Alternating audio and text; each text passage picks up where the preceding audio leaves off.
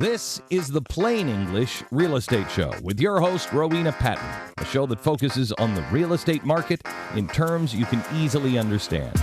Call Rowena now. The number is 240-9962 or 1-800-570-9962. Now here's the English girl in the mountains, the agent that I would trust, Rowena Patton. Good morning and welcome to the show. And I am so honored today to be here with Ted Tatlock. How are you, Ted? I'm doing great.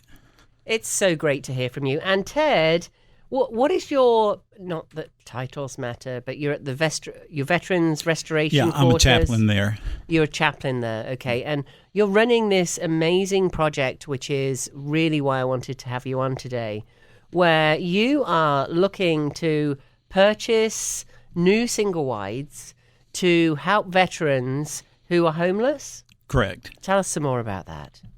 Well, that's what the Veterans Restoration Quarters are as part of ABCCM. Mm-hmm. And, on Tunnel Road in Asheville. We have people listening all over the country, so it's an amazing organization, which I shared with you, Ted. We went and planted that garden at least twice. I took my whole team over there, and it was so much fun and just an amazing group of people. I really got to learn a lot more about veterans at that point, and it was interesting that the people who had us there for the day said, just be gentle when you talk to the veterans because they've been through so much. And you know me, I mean, I can't help myself. I sat down and we're all chatting away and having lunch together in the big cafeteria there. So, yeah, that was my first real introduction to veterans in this country many years ago. So thank you for everything you do. Well, I've never served. My father was in the Navy. My grandfather, my son is currently in the Navy. And so I always thought, if my son got out or my dad got out and things went sideways, I would want somebody to be there for him. And that's why I volunteered to be a chaplain there, because somebody needs to be there. And when you say go sideways, I mean, let's dig into that a little bit. What do you mean by that? When they're in the military, from talking to these military guys and girls, that they have structure. And so when they get out, they don't have that structure saying, this is what you do here. You got to get permission. And so it gives a lot of freedom. And so that's when they get out, you mean it gives a lot of freedom. And a lot of these, so, just to step back a little bit, a lot of these kids are going in very young. They're going in 18, which is amazing. You can't even go and drink yet, or fire a gun or whatever else you can't do. But you can go and give your life for the country. So they're coming in very young. And what I've heard is a lot of them are escaping from something at home. Whether that's the rigidity of being at home or, not being in a great home environment. It's something where perhaps people are looking for structure and an escape. And, of course, some of them are looking for college as well. So they're escaping getting into this highly structured, obviously, regime at that point. And then, so what you're saying is when you come out and you're leaving all your buddies behind, you've got very, very, very strong relationships. I mean, that's an understatement. With people that you've served beside and often been in combat with, where your life's on the line. And any of us who haven't served can't even imagine what that feels like. That camaraderie and with your brothers or sisters that you're out there serving with, what that feels like when you leave them behind and come back out into, this world. Yeah, and so they come back, and again, they deserve the very best. And that's the only thing that came in my mind, and that's what I love with ABCCM. They give their very best out there, the volunteers that do it, and they're still needing volunteers. Anybody wants to volunteer, you can reach out to them, and they're so appreciative of volunteers because they realize these people are not being paid to show up to serve them or whatever. So talk a little bit about what your organization does. I mean, I know you're the chaplain there, but what it actually does, because again, we've got people listening all over the country and sometimes in different places of the world. So Asheville and ABCCM is short for Asheville Buncombe Community Christian Ministries. So we make sure that folks know what we're talking about. Do you know, I didn't know that. All those years going there, I didn't know that. Asheville Buncombe Community Christian Ministries. Yeah. And it's all for veterans. No. Well, Scott Rod, there's so many facets that it's grown from his dream and stuff. There's Transition Village, which is for women on the other side of town, which they just built. But this one's specifically for men. so they can help to transition when they come out, to help set them up. Well, to help find a job, to help find placement, Yes. and everything. And so they try to work them through it and work through their difficulties. And I believe they're allowed to stay up there up to 2 years there. Wow. Before they transition. And so, if they save their money up and then they get ready to leave, they've got this money built up to get out on their own and everything. Well, and I remember a statistic, because we talk about homelessness quite a bit. It's so interesting. I mean, those of you who listen all the time, we have a lot of veterans listen to the show because we work with a lot of veterans and give discounts and things. I should give a shout out for that. So we veterans, active military, healthcare professionals, teachers, police, and firefighters, we give 25% off when you're listing, off the commission price. And we also give 25% of our commission back to you when you purchase something with one of the All-Star agents. So whether you list with me or work with one of our buyer agents, we give some back there, which is why we work with so many veterans. And I just have a huge, huge love for this. And I remember a statistic talking about homelessness, and it was something like 40-something%. I don't remember the exact percent, but 40-something% of homeless people in Buncombe County are veterans. That just, it breaks my heart, honestly. It's just, it's hard to hear those numbers. And I think, again, it's very natural when, you're just a kid when you go in. Mm-hmm. And many of these guys and gals have served for many years. What's the average age of the veterans you have over there? A lot of them are the older, the Vietnam veterans and stuff. Yes. But we have people from the Iraqi War and stuff. And so if you've served, you can be there.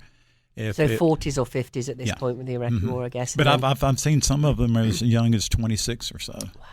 And so they've gotten out, and they just need direction in their life, and that's what I love about them. Helping them, giving them some structure and direction in life. Ted, you're a chaplain, right? So a lot of there's a lot of people out there who go, well, you don't need to be homeless. There's all help out there, and they just don't want to be helped. What would you say to that?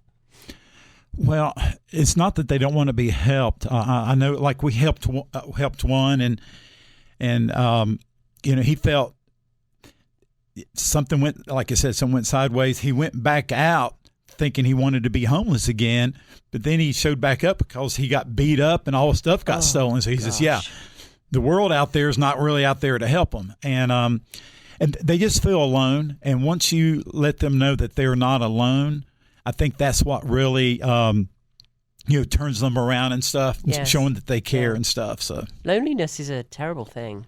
Yeah. And so with the COVID thing, it even made it worse. Oh. And because during the COVID, we weren't allowed to have a lot of meetings and stuff because everything was shut down. Gosh. And so we've started, because of the lifting of the COVID, things are starting to turn around back there. And but it's just, again, I just remember when my son went in, I looked at his contract and it said 17 times with or without your consent. Now, I want to ask you, would you sign any job offer that it said 17 times with or without your consent? No. What kind of things were with or without consent? Well, it's just, they own you when you go into the military, and that's why I admire them so much, because they actually give up their lives 2, 4, 6, 18, 20 years to serve. Sometimes literally, too. Yeah. And the families, too. I always think about the families because it's not the divorce rate's incredibly high, foreclosure rate is incredibly high, and I think about the families that serve alongside them because, especially if you're a mom with young kids, which so many of them are. I mean, these are often young people going to serve, and those kids are left at home without dad or without mom. I just, gosh, I can't even imagine for long periods, and often you have very little contact. You're not sure when they're coming back, and we see the nice side of it. We see the veterans coming back and the kids squealing, all the videos that go viral. But you don't think about all those days and all those weeks and all those months where those kids are in a single parent family, essentially. Yeah, and it can set it. But the good thing is you've got FaceTime now. So if mom or dad is in Germany, they can talk real time, which is incredible now, which helps them, being so far away. When you've got a toddler, you like to put them to bed, and you don't get to do that for many, many, many months because you're putting your country first. Yeah. Okay, I've got to ask you about the whistleblowers. Can we do that, Randy? Of course we can. Sure. Tell me what you think about the whistleblowers this week. Is everybody else fascinated by it like me? I'm not sure what you're talking about. Oh, the former FBI agents who were put on leave. Is that a nice way of putting it? Yeah. For blowing the whistle about things that they were seeing going on in the FBI. So were there 2 or 3 of them that There testified? was four of them, and it's funny because that was my dream growing up, was to be an FBI agent and to live in Atlanta, Georgia. I never did reach those things, but I think I probably would have been one of those because I would have stood up for principle. And that's the thing, is because I've been raised to always admire law enforcement.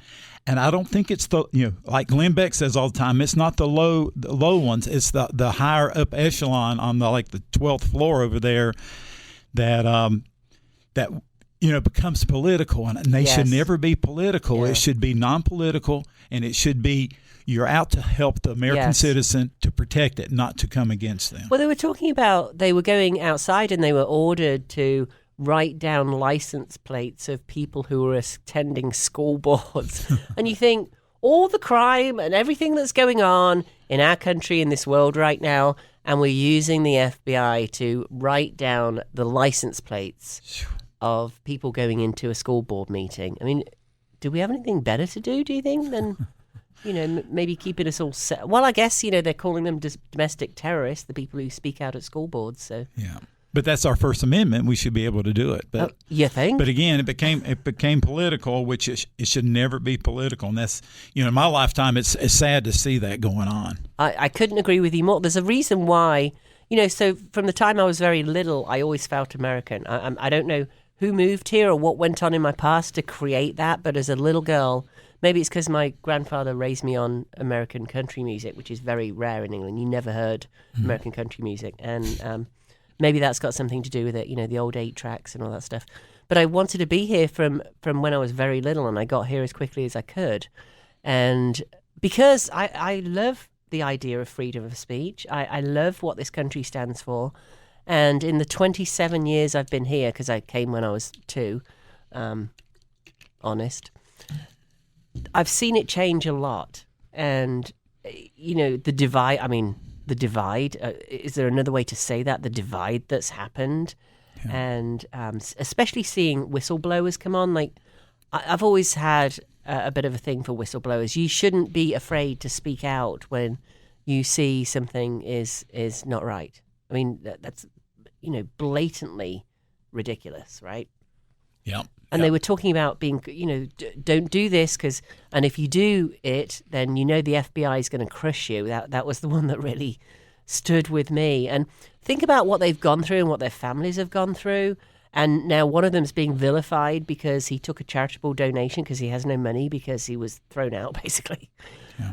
Then it's so hard to believe that this goes on. And do you think more will come out now, or do you think they'll be too afraid to, or what do you think will happen from this? Well, I try to put myself in their situation, and that's what I'm concerned about, that they would go, well, I'm not going to. I remember there was a business I worked for. I had to do that and got the backlash, but fortunately I had a union to back me up. Wow. From being terminated because of it. You got terminated because of speaking out? Yeah.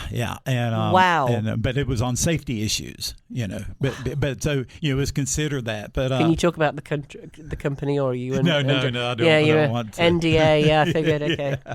I actually got terminated for speaking out once too.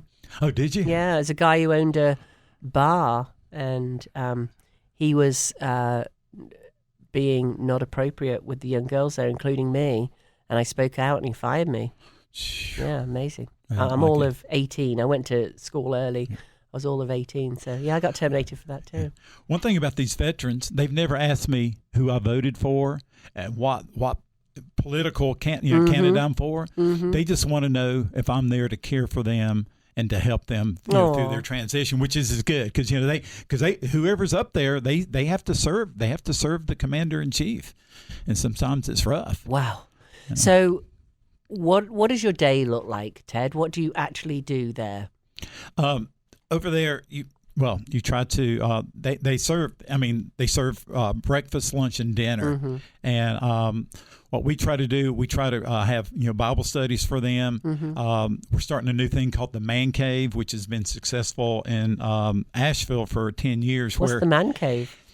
Does that not sound exciting? It does sound exciting. Especially if you're a guy. It started, Steve Ward started it 10 years ago. It was just a 6-week Bible study. Oh. And then it took off, and now there's 120 men meet in North Asheville every Tuesday night. And so I told them that I wanted to bring them in there, but they're so full they can't bring them. They said, why don't we take the man cave to the veterans quarters? So we're going to start that because that's the bonding, and we're able – I had a friend that's an actual combat vet. He's going to help, so he's going to help with the transition. Oh, that's great. And so, and what's your role as the chaplain? What goes on? I know you're the chaplain, but I'm sure you get involved in other things as well. But as the chaplain, what are you doing on a daily or a weekly basis? Yeah. And like I said, I'm new there. I was trying to bring Chris that had been a chaplain for 7 years, and Caleb that's a volunteer that knows more. But mine, because ABCCM owns the Costello House too. Oh. And so that's guys that are transitioning from just drug use and stuff. And so, I do a Bible study over there, and you try to get them on their feet because I've never had a drug problem. And so I feel like God's given me a gift of encouragement. Mm-hmm. And so I'm able to go over there and say, this is how a life looks if you follow God. That it's not always going to be easy. Mm-hmm. There's going to be hard things, but you can say no to the things out there and turn your life around. I've got a beautiful wife, 2 beautiful children, and so I try to say here, and I can help you be successful in business too. Yes. And so 2 of those guys have already reached out and started starting their own businesses, and that's the thing with the veterans things too.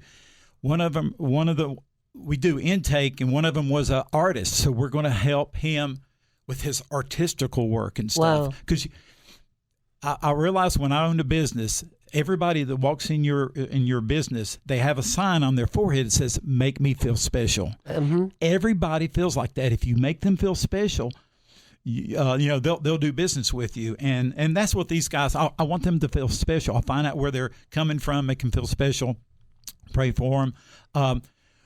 The main place we meet out is where they're all smoking cigarettes. That's where they do, and so we hang out with them and talk with them there. Parliaments. So we're there. Some of them are with me. Where if something's going wrong with them, they can contact me, and I'm there to say, hey, don't go down that road. I know you're being tempted to go down that road. Don't. I want to give up, and so. There's mental illness to deal with, and that's real hard because I can't imagine seeing the horrors that they've seen, and having to come back here, and just like last week I told them, I said the good thing about God is that He can wipe your slate clean, and that's the good thing, and you can start over again, and I think that's the message they need to hear, that the past is the past. But you can start over from scratch, and that's what I enjoy doing. Just being there for those men, and like I said, I'm very new there, and so I'm still learning my ins and outs. And but like Chris had been there for 7 years, he does not want to leave because it's such a great ministry, and he was never in the military, and so as my honey would say, it hurts my heart to even think about all of these. I just have this firm belief that if there's all these veterans out there. Excuse me, and how is it that you can put your life at risk? How is it you can serve your country, and that we don't take care of these people at the very highest level, whatever that looks like? Whether it's more money or getting it through the system, so their disability benefits. I mean, so many of them are on disability for PTSD or all kinds of things that went on because they served, and even if they didn't serve, being in the military, that how is it we just don't take care of them at the highest level, and we have so many homeless and so many drug issues, and drug issues are rampant now. It's not a surprise that it would be rampant in the veteran population. Yeah. Given what they've been through. The good thing about ABCCM, they have feeding programs, and they have transition village for the women. And I think Scott's trying to get more funding, but I'm sure Scott, who started this, he had a little vision and just kept on growing. Mm-hmm. And I remember telling my kids growing up, I said, make your dreams so big that when you share it with people, they laugh at you. Yeah. And they took that, and so and that's the way you got to be, and that's the way I think Scott Rogers was. He had this dream, and it's taken off. And so they do offer those kind. But like I said, focusing on the men there, just to let them know that we're there for them, to support them. I love all the volunteers there. There's churches that take 1 month out of each month to serve them. They come, and so the food's prepared there, but they serve them. And so as you're serving them, they say, thank you for your service. Thank you for your service. And so but they can always use more volunteers. Well, let's say it today for all the veterans out there. Thank you for your service. Yes. And also all of your families as well. The families of veterans that are listening, thank you for your service, because I know you served with them in a different way, but nonetheless, you and your kids and your family, everybody. So one of the reasons you're here today, Ted, is to talk about the Cane Creek Ridge Park plan, which is amazing, and to house 10 different veterans at one time, or veterans and their families, I guess. Yeah. We need a relatively small amount of money, which is $500,000 we're going to raise. And I'm going to help you set up the GoFundMe. Okay. And I think that's a relatively small amount of money to house that many veterans. Oh, my gosh. It's $50,000 a piece, I guess. Yeah. Because we can put probably a total of 10 three-bedroom mobile homes. And these are new mobile homes, and you have the land already, and we've got space for 10. Yeah. And so, by going through all the things we need to do to prep and everything. And so, as you talked about last week, the median is $685,000 just for one home. Yeah. And to put that on. And so my vision is to see them in there, the men and women that have served the community. And so I think it would be another tight-knit community. Yes. Because they're moving in, and they wouldn't stay in there a long time. But, if I get the funding for that, I can cut the price basically in half. I heard you say when you get the funding for that, right? Because we're going to get the funding. Okay. Thank you. So if anybody would like to help with this, you can reach Ted at 828-777-8408. We'll be promoting and helping you fund this all the way along. Perhaps we'll ask people who aren't veterans, who don't get that discount, to donate a little bit of our commission towards it when we sell a house, list a house, or help buyers buy a house. We'll figure out some program there.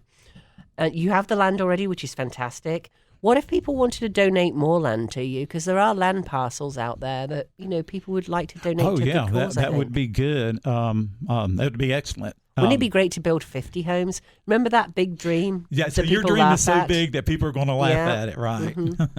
Yeah. And so, that would be wonderful. And because, a lot of times you deal with the government. I talked to one nonprofit, and it's just when you deal with the government, they want a whole year's worth of studies and make sure you aren't doing that, where if it's done without them, you can go through and set it up and get it set up a lot faster. And that's what I've had a lot of nonprofit leaders tell me to try to stay away from asking for government grants, capital grants, which is easy to get, but then they hold the purse strings. Yes. So what percentage of the money that anybody donates to you goes towards the fund? Well, that would be 100%. 100% of the cash. Yeah. That's amazing. Yeah. Well, we're going to get a GoFundMe set up in the next week. Okay. Can they donate now if they want to? I've just started this, and so I'll get that going. I appreciate that. You're the one that's made I had this little dream. Now you've made the dream a lot bigger now. So it's. All right, Ted, you've got to come on and talk about this. People want to hear about this. Yeah. Even though people are tightening the purse strings and having a harder time of it these days, people still want to give. Yeah. Yeah. There's also a lot of baby boomers out there that are sitting on massive amounts of equity in their homes. And they think the kids are going to come home for, I'm sure you've heard me talk about this before. I listed a lot of those homes. They think that, the kids grew up there, or they moved there when the kids were teenagers, and they, spent their last years before they left home and went off to school or did whatever they did, usually moving to other states these days, it seems like. And then they have this big old house that's worth, I'm selling one right now that is going on at $600,000. You can see all these homes, by the way, at mountainhomehunt.com, mountainhomehunt.com. This is Rowena Patton at All Star Powerhouse, brokered by EXP. This is a real estate show, and often we have local businesses and people who help on the show. We have a spirit of giving at All Star Powerhouse. We've given back over $800,000 to veterans, healthcare professionals, police, firefighters, and teachers locally. And we're a little team, but it's just such a wonderful way to give back to our community service. So when I heard you were doing this, Ted, I'm like, we've got to have you on. This is homes. This is real estate. And you for do veterans. you do good at what you do, because I sent you that referral of that lady in Florida, and you sold the home for her, so that's good. Thank you so much. I so appreciate that. Yeah, if you have people in other areas of the country, we'd love to hear them. And we have Ralph calling in. I'm so excited if this is Ralph, who I think Ralph is. He is a wonderful friend of mine. It could be any old Ralph. Ralph, is it you? Yeah. I thought it would be. Yeah, I am so excited that you called in. So I just helped Ralph and his lovely wife sell their beautiful home, where just a great story. For I think it was 15 years, Ralph, you fostered veterans. Tell us a little bit about the foster program and what you know about that. You know, we've got Ted Tadlock on today. Yeah, sure. Well, we did it 12 plus years. We were one of the first families, if not the first, I'm not sure exactly, but to do the program here in Western North Carolina. It is the VA Foster Home Care Program, and it's kind of a shoot-off of the home-based primary care program that the VA has. But we saw a little ad in the Asheville Citizen-Times 12 years ago. Back when we had newspapers, right? Yeah, and it just had a little blurb saying that they were looking for folks to foster care veterans, homeless and disabled veterans. We gave them a call, and it just so happened at the time that we were remodeling our home. And so we just made some handicap adjustments to it, and it was a good fit for the time. But it's a great program. It's really not very well known in this area. There's probably, I guess, maybe a half a dozen homes that do it. And what you do is you can have a maximum of 10 veterans that live in your home with your family. You take care of them as far as meals. You take care of their medication. You run them to their appointments. It's really a 24/7 type of thing for you being the caregiver. And it's not something that's easily done, but we had a heart for veterans. Our family is full of veterans, and it was something that we really enjoyed. It's basically a ministry. The veterans, especially if they're wartime veterans, there's something called aid in attendance, and it's a special pension that the VA allows for veterans of wartime to receive, and they can receive up to $2,100 a month towards care. Oh, which most veterans don't know about that either. Wow! But it's a great program. Ralph, I have to give a shout out to Connie here, your beautiful wife. So Ralph and Connie gave up 12 years of their life together, fostering most times 4 veterans. Ralph, around 4 veterans. You can have a maximum of 3. Okay, so you had 3, and he had a beautiful lower level down there with a gorgeous area that overlooked a big pond. I call it the mini lake with ducks on it. Just a beautiful, quiet, lovely, serene environment. These Ralph and Connie gave up 12 years of their life to care for these veterans. It's just, Ralph, it touched my heart when I came to meet you, you know that. And I know, Connie did a lot of the work too, so I just wanted to give her a shout out there.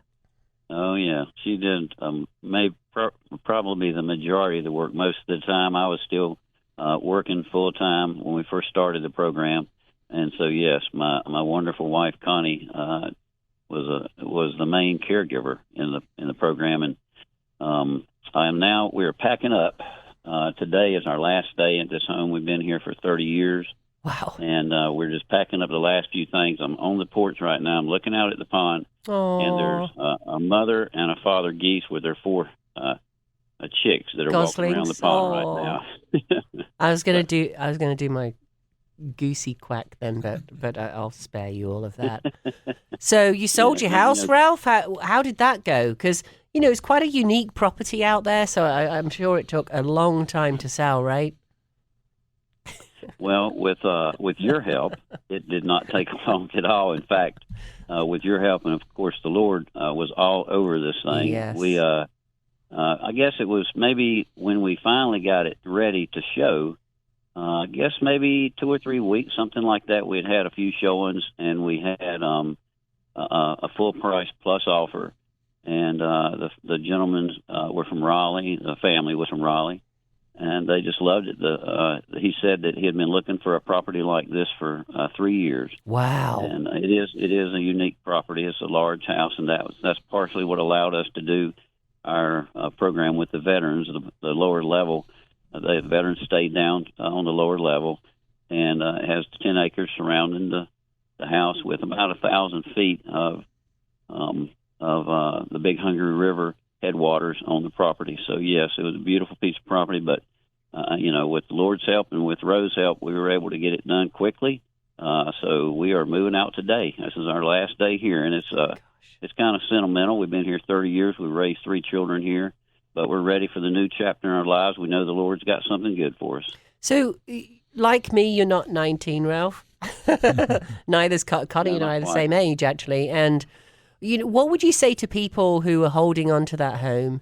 Because there are so many people out there holding on to the home where they raise their children, and all that love that you have for that beautiful property that you're standing in right now, and it's your last day. Many people aren't able to let go. What would you say to those people about you're facing now, moving on to this next chapter in your life? Well, I would say that it is difficult. Our children have been gone. We had 3 children: Garrett, Caden, and Olivia, and they they're moved out and got their own lives now. So we're kind of, I guess you could say, we're empty nesters. We had our veterans in the basement that we took care of for the last couple of years, and it was really just time for us to move on. And these types of moves, they are difficult, but they're necessary sometimes. And I've always said that action over inaction, because you can get paralyzed just trying to decide and think about what to do. Sometimes the best thing to do is, of course, be prayerful about it and just step out in God's will, and He'll take care of it for you. He certainly took care of us in this, and we're not quite sure what our next move is or what He has planned, but we know it's going to be wonderful, whatever it is. But I would recommend that for the folks out there that are on the fence to take that leap, because you never know, and if you don't, you might regret it. Later on, you'll be thinking, I wonder what would have happened if I would have just done this or that. Mm-hmm. What was it like clearing out 30 years of stuff? Oh my gosh, we've got let's see, 1, 2, 3, 4, 5 storage units right now. Oh my gosh! Wow, just about packed full. So yeah, it was a lot of work, but we really had some good folks that were helping us. We had some friends and family, as well as we had a pastor friend of ours that had helped us. In fact, he is on a mission trip right now down in Mexico, and he has one of his folks here that's helping us today just do the last little things that need to be done. But it's a lot of work. I mean, you got 30 years, and we had 6,000 square feet in this house that we had to be out of in a month's time. And so, yeah, it was difficult, but, we got it done. I'm sure you cried and you laughed going through all that stuff, right? Yeah, you're gonna shed a few tears. I mean, it's emotional. And I'll miss this place, but I take the memories with me. So, I remember, the most important person in my life that really connected me to veterans, because he was a veteran, was my granddad, and he passed when I was 13, and my heart was broken. And I remember sitting down with a pastor at the time who said, I want you to, and I was 13, and she explained it in this way. She was terminally ill herself, and nobody knew because she didn't share it with anybody, and she passed away on December 24th after sharing this with me. She said in August, and she said, I want you to think of it like Christmas and that big open fire, and you get all your presents, and they're so beautifully wrapped with bows and paper, and you rip all that beautiful paper off, and you throw it in the fire. But what are you left with? The gift. And you always have that gift. And the stuff and things. And I faced it again when I moved to this country when I was 2.5 with all my stuff. And I was still carting around all my grandparents' stuff, the broken china. And it's just stuff. Nothing takes those memories away, the core, the soul of the person that you carry with you. Whether it's your children that are still living, and having these wonderful lives, like nothing takes that away. You don't have to keep a picture they did when they were 6, and wow, it's like, hey kids, I'm keeping all this stuff for you. Like, that's what you think you're keeping. And do they want any of it, Ralph? Like, I bet they all said, yeah, no, please keep it. Don't throw it away. Did any of them come back? So did Garrett, Olivia, or Caden come back for any of that stuff? Well, it's kind of funny, and I guess it's true with anybody or children or whatnot. But some of them, didn't care. It was like, no, we don't. We're good. We got, they may have took a few things, but Garrett, my oldest son, he's a veteran. He said yes. I mean, I want anything that, as far as that kind of mementos, pictures and whatnot, that you have. And going through the stuff, boxes upon boxes of stuff, I found special little things that my grandmother had given to me, cards or letters. When I was in basic training, my mother wrote me a bunch of letters, and different people did. And so, you hold on to those things. And, yes. And pictures that you might see from when you were little, or yes. when your children were little, and you see those pictures, and it brings back those memories that may have been lost because you just don't remember that time, but you've captured that image and that time, and it's back.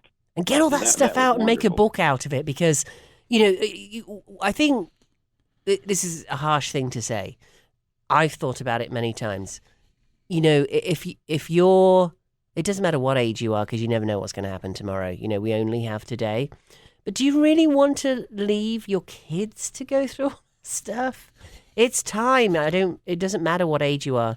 We all need to go through our stuff, whether we're moving or not. Have you been talking to my wife? Uh-oh. Because she's a minimalist and I'm a hoarder, and so she must have talked to you to tell me to be getting rid of our stuff. Well, I keep stuff too, and yet I know I shouldn't, but I keep an awful lot less than I used to. But the point is, that I'm making, is that Ralph just had all those beautiful memories brought back to him. You can make hardback books now for about $50 that you put those in and give to all your kids. I mean, wouldn't that be a lovely July 4th present, or, I don't know, Thanksgiving present, or holiday present, or something, or just a present? Because it all gets tucked away. And I'm not talking about getting rid of those things, but we keep all that stuff like cracked china, like I was doing. I even shipped my furniture from England, which is the most stupid thing to do ever, because the cost of shipping it and, going to collect it in a big wooden crate, you just don't know, when you're 2.5, you don't know all of that stuff. And keep your shirts and pants from when you were 16 years old. Yes. Oh, gosh. I had stuff from 20 years ago. I mean, clothes that I was keeping that I was wearing in my early 20s. I mean, it's crazy. I mean, it's all back in fashion now. However, it's 20 years old. Like, we just don't need it anymore. We have to get rid of all those stuff and things that are tying us down. A lot of it is trauma related, actually. People have problems with stuff and things when they have any kind of trauma. And, Ted here is apparently an official hoarder. So it feels very... Ralph, I have to ask you, and I wonder if Connie feels this way. Does it feel cleansing having gone through all that stuff? Yes, in a way, I guess it does. Yeah. Yeah, there was a couple of... I think we lost Ralph there for a minute. I believe he's gone. Oh, I'm sure there were a couple of things that really tweaked at their heartstrings, and at the same time, it the truck. Mm-hmm. And I told her then, I said, I want this clock, Grandma. And so she willed it to me when she passed away. And so it's this great big old 8-foot tall grandfather's clock. And I didn't know what to do with it because I'm not going to have a space for it now. And I thought, well, I called my son and I asked him. He's like, I definitely want it, Dad. This is Garrett. Yeah, that's Garrett. Yeah. But I guess. Mm-hmm. So that's lovely. To be passed on. Yeah, it was good. And a lot of kids. It felt good that he was well and wanting to do that. Yes, that's fantastic. And I don't think our kids should feel any guilt for not wanting our stuff and things, especially furniture. That's what I hear from many of the people who help sell their home. I mean, especially now, because a lot of the boomers, the 58 and up, that is, or 59 and up, if you're 59 or older, you're in that baby boomer age group, and in your 60s and 70s too.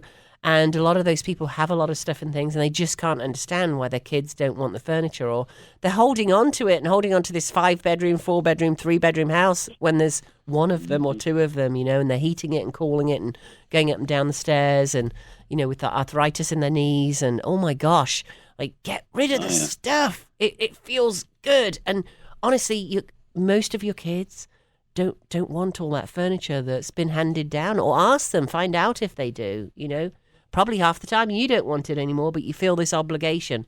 I know, and I did learn a long time ago, that my grandparents aren't sitting up there going, you should have kept that, blah, blah, blah. They know that their, souls know that stuff and things are not where it's at all. They may have even felt like that in their lives, but no one's sitting up there saying, you need to keep hold of that bed set that's been passed down for 3 generations. They're not. I'm not dismissing traditions at all. I think that's wonderful. And if you love it, keep it. But you should love it, not have it because it feels like an obligation to have stuff and things in your house. Yeah, it's not about things. It's about the people in the family. That's what's important. Right. And I love that you went through all your stuff and things and found all those dear memories, Ralph. I think that's amazing. What a wonderful gift, because they've been tucked away for so many years. All right, my love. Well, I love your story. Thank you for fostering those veterans for all those years. I'm sure you made I know you made some really good friends along the way. You lost some of them along the way too. Wonderful. Yeah, no, it's amazing. Yes, we did. Oh, yeah, it was really a great experience, honestly, and we did make some good friends, and there's still a few of them around, and they're still good friends. I still take them to lunch and get them out and do things with them. But yeah, folks out there, if you need somebody to sell your house and sell it quick and do a great job, she's talking right here on the phone today. Oh, thank you, darling. Rowena Patton. So thank you, darling. Yeah. And I can't speak more highly about her. Oh, thank you. How do people find out if they're interested in fostering a veteran or two? How do they find out about the program? Because you said it absolutely blows me away that there's only about 6 houses that will take people in. I know, so I don't mean to embarrass you here, but I know that you and Connie were very concerned about the veterans' welfare, and you wanted to help them find places, and the places weren't very obvious to find. And Connie went running around and found places for them. It's amazing. So they really, really need help. They need foster homes for veterans, to place veterans with those families. And obviously, Ralph, it was very, very rewarding for you and Connie. How do people find out about the program if they're interested in fostering a veteran, taking a veteran into their home?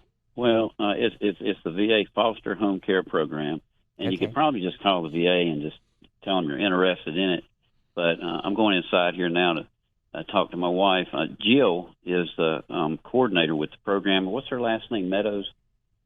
Yeah, Jill Meadows. Okay. I just asked for Jill Meadows, and she's one of the social workers, but she's also the coordinator for this program, and she can get them hooked up, hopefully. We need more than... I mean, honestly, wouldn't you think that is it just Buncombe County and Henderson County, or can you do it in... it's all over the United States. Okay, so any of the counties so we primarily work in Haywood County, we do a lot of work in Waynesville, we do a lot of work in Buncombe County, a lot of work in Henderson County. We can help you in all of those. We need 500 homes, not 6, to foster veterans. We have hundreds of thousands of homes here. Can't we find 500 to foster those veterans? And then Ted, too, is looking for $500,000. We started talking about this, the Cane Creek Ridge Park plan. He has the land already. He's looking to put 10 mobile homes on there to foster probably 10 to 20 veterans on there. And they're going to rent it using their money. Mm-hmm. And then, as they transition out, then new veterans will be able to go in there. But I told you, Ted, we need way more than that number. We're going to do 500. Yeah. And, Ralph, here's a gift for us that I'm hearing today. We need 500 homes out there that can foster veterans. That I don't think that's too much to ask. There's 6. So we need 100 times more than that. Right? That's not that. That would be wonderful. That would be wonderful. Absolutely. Yes, there's certainly the need for it if the word could get out and people and the veterans are out there. I understand the statistic is that only 5% of the veterans that qualify for this program even know about it. Oh, it's just that breaks my heart. So we're on show 645 today. That's 645 Saturdays we've been on the air talking about real estate in some shape or form. We're talking about homeless veterans today and fostering veterans and wonderful people like Ralph and Connie who have fostered veterans for 12 years. And obviously your home has to qualify and everything else. But let's find 5 today. If you're interested, just call and find out about the plan. Let's find 5 today. And if I'd done one every single show, we'd have 645 people helping now. So let's get that help going on. And also give some dollars to Ted here. We're going to set up a GoFundMe. Do you know anything about fundraising, Ralph? Can you help with this to help Ted? Yeah, I would love to. Sure. There you go. Give me a call. Yeah. I'll put you in touch with Ralph, because these two are special people. We had my honey, Randy, and I had dinner with him and Connie 2 or 3 weeks ago, and we had the best time. We almost got us thrown out of Shine, I think, because we were a bit loud and raucous, and we just had the best time ever. They're just wonderful, giving people. So we'll put you all in touch, and we'll get some fundraising going on there. And of course, if you're listening, I can put you in touch. So mountainhomehunt.com, mountainhomehunt.com. Click on contact and just say, what you'd like more information on, and I'll put you all in touch, because it's all we want to do is help people out here, particularly veterans, obviously. Thank you, Ralph, so much for calling in. I'm sending you prayers and hugs and some nice air under your wings today as you're moving out. Are you literally physically leaving today?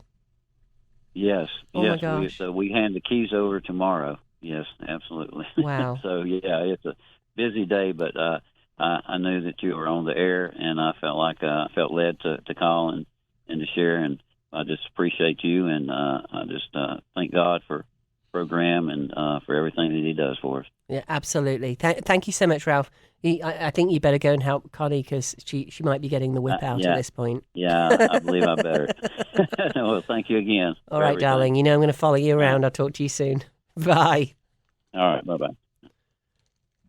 It really was a moment when I sat down with them. So it's funny. So Ralph himself has a real estate license, but their house was over $1 million, and he didn't want to take it on himself. And he knew about all the marketing I do, and I have a best-selling book on selling homes and all that stuff. So, well, you're the best when it comes to selling homes. So. Well, I didn't. I mean, hey, I like to help, is what it is. And I ran a marketing company for 10 years, and that's the fun bit for me. The book is all about programs to make home selling easier, and they're not just marketing gimmicks. They came out of people struggling actually to when they were buying or selling. And when I first got into real estate, I thought it was awful for the first year. In fact, the working title of the book was "The Way We Do Real Estate Sucks." And each time something happened, like somebody came in and bought a home with us, and then 4 months later, his dad got sick in Arizona, and he had to sell the house and I thought, well, this is awful. So we offered to sell it for free, which launched a program for us that if you buy and you don't like the home, we'll sell it for free in the first 6 months, and then we'll do a discount for 10 years. So we do that, and it's become very popular. But things are given to you when you want to give, because it's the right thing to do, and other things come from it always. It's just like meeting Ralph and Connie and helping them sell their home. So the thing about that was, of course, we all know many people coming into this area live somewhere else. They're in New York, they're in Florida, they're in California, they're in Georgia. People are coming here in droves, and all they know is Asheville often. They don't know where Weaverville is, or Waynesville is, or Arden is. And it gives them peace of mind when they find a home that they fall in love with in Weaverville or Black Mountain or Hendersonville or wherever it is, and they know that they can move and sell it for free for 6 months on the seller side. So it gives them that peace of mind. That's one of the 12 programs in the book, or every single program came out of a traumatic experience with somebody selling or buying. So certified pre-owned the same way. It's where you do an inspection up front, and people go, well, don't the buyers pay for that? Absolutely. But then the buyers are usually asking you for $10,000, $15,000. We just had one $29,000 repair request when we were under contract. That is not fun. So you can pay $475, have it inspected up front. You don't have to fix anything. You disclose what are called material facts, things that are wrong, and then people trust you. Because you go, here's the inspection. It's actually what we did with Ralph and Connie's house. And you want to take away all the negatives when you do sell a house. Of course. Well, here's the thing. What's a negative? Because if you've got one window upstairs that's steamed up, that's lost its seal, but you can still see out of it, and it's got one little misty patch in the corner, you might not want to spend the, $2,000 or whatever it is to replace that big, small, indifferent window in a bedroom you never go into when you've got 6 bedrooms. Or it was that way when you bought it and it hasn't got any worse. So is that a negative? It's only a negative if you don't disclose it and you find out about it by accident as a buyer. Buyers don't like surprises. We don't like that as sellers either. I remember when we went through with Ralph and Connie, actually, I'm going to have to get them when they're settled. I'll have to get them on because it was just it was such a great experience for us all. You know, it sold very quickly. We got 2 cash buyer offers actually within 2 weeks. It was amazing. And over 1 million, you know, that's quite some going. But it was all meant to be. We were meant to meet each other. We were meant to help other people. And that's why we were put together. It was amazing. But they were great. They did the inspection, which meant that they were on tenterhooks. They were so worried about it. I said, listen, it all is what it is. And when the buyers do it, when they come in, they're going to find all this stuff anyway. So it's much better to have it, share it with the buyers, and then you develop this massive trust. And we notate the inspection. Ralph was on the phone with me for probably an hour going through it. I notated all of the inspection. And then when we got that offer, I mean, none of us expected it to be 11 days, you know, for that kind of size of offer to come in cash. We had the inspection to share, and we hadn't fixed a bunch of the things, and it didn't matter. It was like, you know, this thing was that way when we bought it, and because inspectors are paid to do a job, and they're going to find a whole bunch of stuff. They normally find 50 things on there that need repair in some shape or fashion.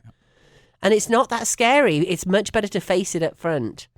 And where did that come from? Because I couldn't understand that 1 in 3 deals were falling apart. And when I was teaching this around the country, I checked that out. No agents tell you that. And people, you know, contracts fall out sometimes. It's over 1/3 fallout.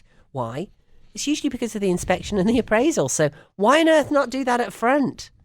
If you are selling, please think about, you know, doing it CPO. In fact, I have cpoexperts.com now. It's like a CPO car. It's certified pre-owned. So CPO helps you sell against new houses if you're not a new house. It just gets everything tickety-boo, all your ducks lined up, and you don't have to fix anything. Really, your only outlay is that $475, $500 to do the inspection up front. So cpoexperts.com, we've got people in, if you're listening around the country, we've got 300 zip codes covered now of people that know how to do CPO. If you want to know more about it, cpoexperts.com. And let's not forget Ted Tadlock. You can get hold of him at 828-777-8408. He is pulling together $500,000 for the Cane Creek Ridge Park Plan. They already have the land. And we want to put 10 mobile homes on there, new homes, to house homeless veterans. You've run out of room. I know there's so many veterans out there that need housing. You do a great job at your organization, ABCCM, in Asheville. And of course, those organizations are all over the country helping veterans, but we need more help. Think about what Ralph was talking about, fostering a veteran. Find out if you're eligible to do that. Call the VA and ask about their foster care program for veterans. Call Ted, 828-777-8408. If you're even thinking about buying or selling, give us a call at All Star Powerhouse, brokered by EXP, 828-333-4483. You can go search and get your home value right now, mountainhomehunt.com. If you want to see a value immediately, allstarsellers.com. We'll see you on the radio next week, and thank you so much, Ted. It's an honor. Thank you. This has been the Plain English Real Estate Show with Rowena Patton. Visit Rowena and post your questions at radioasheville.com or call her at 828-210-1648.